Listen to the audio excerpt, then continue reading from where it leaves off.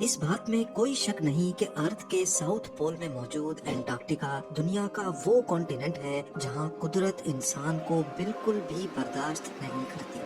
یہ دنیا کا سب سے ٹھنڈا، سب سے دور، سب سے ویران اور سب سے خشک ترین کانٹیننٹ ہے، لیکن ان سب مشکلات کے بعد بھی یہاں پچھلی کئی صدیوں سے انسان واقعی میں رہتے ہیں۔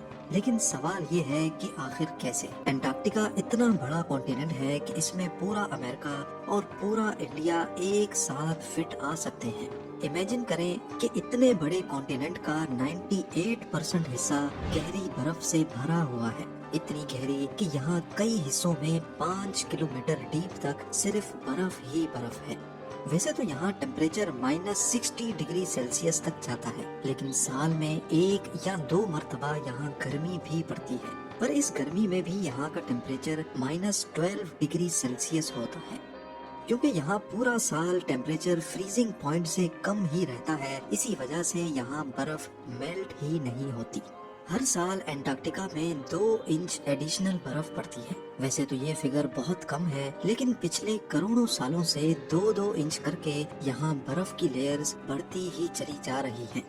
صرف برف اور شدید ٹیمپریچر ہی یہاں زندگی کے لیے مشکلات پیدا نہیں کرتے، بلکہ انٹارکٹیکا میں ہیومیڈیٹی نہ ہونے کے برابر ہے۔ نارملی ہمارے پاس ہوا میں 40% سے لے کر 80% واٹر ویپرز ہوتے ہیں، جو انسانی صحت کے ساتھ ساتھ ایکو سسٹم کے لیے بھی بہت فائدے مند ہوتے ہیں۔ لیکن انٹارکٹیکا میں ہیومیڈیٹی لیول صرف اور صرف 0.03% ہی ہے۔ یہی وجہ ہے کہ انٹارکٹیکا میں اسکن ڈیزیز اور باڈی کا ڈی ہائیڈریٹ ہونا بہت ہی کامن ہے۔ اس کے ساتھ ساتھ ساؤتھ پول سی لیول سے 9800 فٹ کی ایلیویشن پہ ہے۔ یہ اتنا ڈیڈلی تو نہیں ہے، لیکن زیادہ تر لوگوں کے لیے یہ ایلیویشن ان کی مشکلات میں اضافہ کر دیتی ہے۔ کل ملا کر بات یہ ہے کہ انٹارکٹیکا انسان تو دور کی بات بلکہ کسی بھی جاندار کے لیے بنایا ہی نہیں گیا، لیکن پھر بھی انسان یہاں موجود ہے۔ اس کی صرف ایک ہی وجہ ہے اور وہ ہے ریسرچ۔ جس طرح اسپیس بھی انسان کے لیے نہیں بنائی گئی، لیکن پھر بھی وہاں ISS میں انسان ریسرچ پرپس کے لیے رہتے ہیں، اسی طرح انٹارکٹیکا میں بھی سائنٹسٹ کو ریسرچ کے لیے بھیجا جاتا ہے۔ یہ ہے یہاں کا ایمنڈسن اسکاٹ ساؤتھ پول اسٹیشن۔ یہ ایک امریکن بیس ہے جہاں پر گرمیوں میں 150 اور سردیوں میں ٹوٹل 45 سائنٹسٹ اور اسٹاف رہتے ہیں۔ یہاں تک ان کو پہنچانے کا صرف ایک ہی ذریعہ ہے اور وہ ہے بائی پلین۔ انٹارکٹیکا میں کوئی پراپر ایئرپورٹ یا رن وے موجود نہیں ہے اور نہ ہی گہری برف کی وجہ سے بن سکتا ہے۔ یہاں رن وے کنکریٹ یا تارکول سے نہیں بلکہ ایسی چیز سے بنائے جاتے ہیں جو یہاں سب سے زیادہ پائی جاتی ہے، برف۔ جی ہاں، برف پر رولرز چلا کر اس کو سخت کیا جاتا ہے جس پر جہاز لینڈ کر سکتے ہیں۔ انٹارکٹیکا میں لینڈ کرنے کے لیے بھی پائلٹس کی پہلے اسپیشل ٹریننگ کی جاتی ہے، کیونکہ یہ عام رن وے نہیں بلکہ بہت ہی سلپری ہوتے ہیں۔ کارگو پلین کے کیسز میں تو جہاز کے لینڈنگ گیئر کی جگہ ایک اسپیشل اسکی لینڈنگ گیئر لگا ہوتا ہے، کیونکہ کارگو پلین کا وزن بہت زیادہ ہوتا ہے اور اگر اس کے لینڈنگ گیئر میں ٹائر لگے ہوں گے تو وہ لینڈنگ کے وقت برف کے اندر دھس بھی سکتے ہیں۔ ساؤتھ پول امریکن اسٹیشن پہلی بار 1956 میں لکڑی سے بنایا گیا تھا، جو فوراً ہی برف کی نظر ہو گیا۔ 1974 میں اس کو اپ گریڈ کر کے ایک جائنٹ اگلو کی شیپ دی گئی۔ پوری بیس اسی اگلو کے اندر رہتی تھی، پر امریکنز کا یہ ایکسپیریمنٹ بھی ناکام رہا کیونکہ ہر سال سردیوں میں یہ اگلو بھی برف کے اندر چلا جاتا تھا۔ کیونکہ انٹارکٹیکا ساؤتھ پول میں ہے جہاں 6 مہینے سورج ہوتا ہے تو رات ہی نہیں ہوتی، اور اگلے 6 مہینوں تک رات ہوتی ہے تو سورج نکلتا ہی نہیں ہے۔ اسی وجہ سے جن 6 مہینوں میں صرف رات ہوتی تھی تب اگلو کو برف سے باہر نہیں نکالا جا سکتا تھا، یعنی اسٹاف کو اگلے 6 مہینوں کا ویٹ کرنا پڑتا جس میں کھدائی کر کے اس کو برف سے باہر نکالا جاتا تھا۔ اس میں ٹائم بھی لگتا تھا اور ایکسٹرا فیول بھی یوز ہوتا تھا۔ 2008 میں امریکہ ایک نئی اپروچ کے ساتھ میدان میں اترا اور اگلو کو بھی ریپلیس کر کے یہ چیز بنائی۔ اس بلڈنگ کی خاص بات یہ ہے کہ اس کی شیپ ایرو ڈائنامک ہے اور اس کو ہائیڈرولک پلرز پر برف سے تھوڑا اٹھا کر کھڑا کیا گیا ہے۔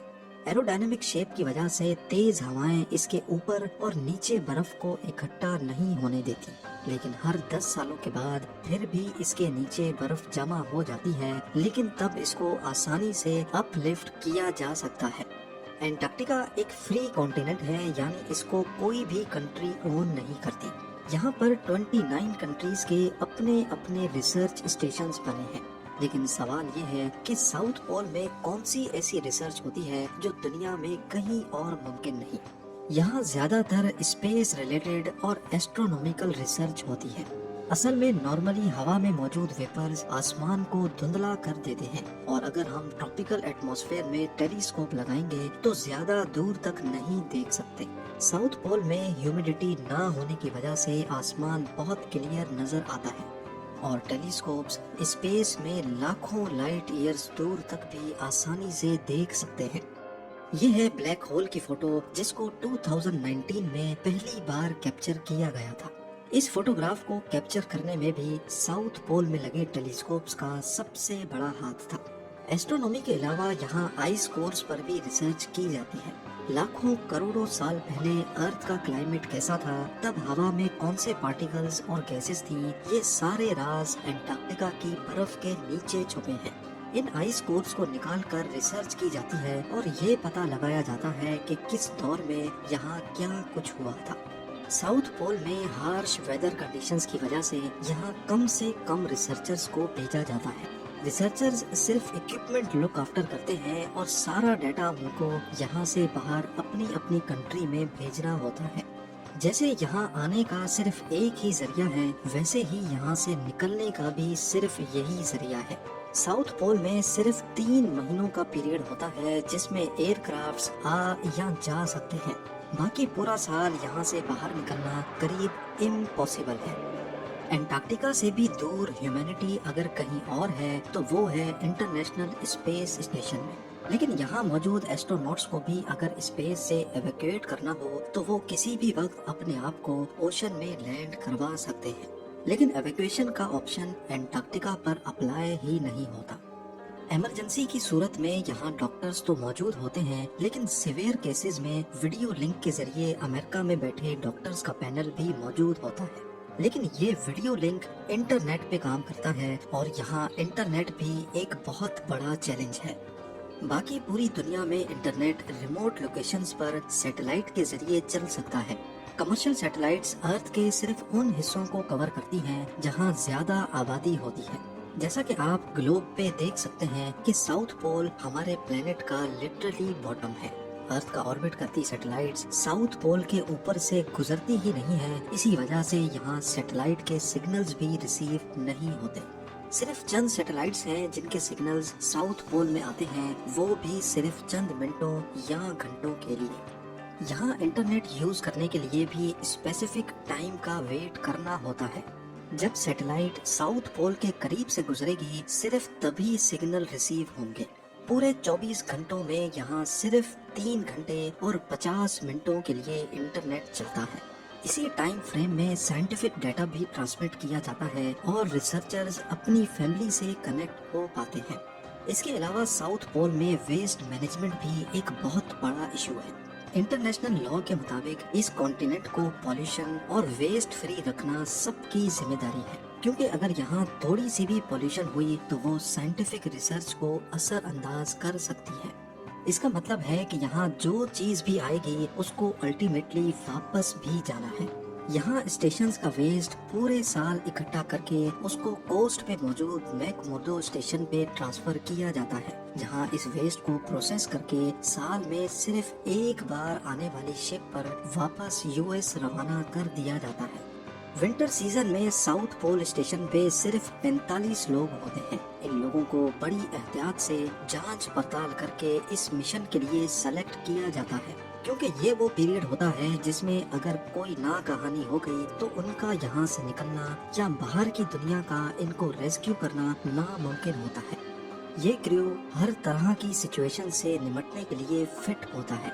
इस पीरियड में 6 महीनों तक सिर्फ रात होती है। एंजाइटी, डिप्रेशन और होम सिकनेस के अटैक्स बहुत कॉमनली पाए जाते हैं, और इस मुश्किल घड़ी में यहाँ कम्युनिकेशन भी ना होने के बराबर होती है। پورے 6 مہینوں تک انتہائی لمیٹڈ ریسورسز پہ گزارا کرنا اس کریو کا ایک ایسا کارنامہ اور سیکریفائز ہے جس کو ایک چھوٹی سی ویڈیو میں ایکسپلین کرنا میرے لیے بہت ہی مشکل ہے۔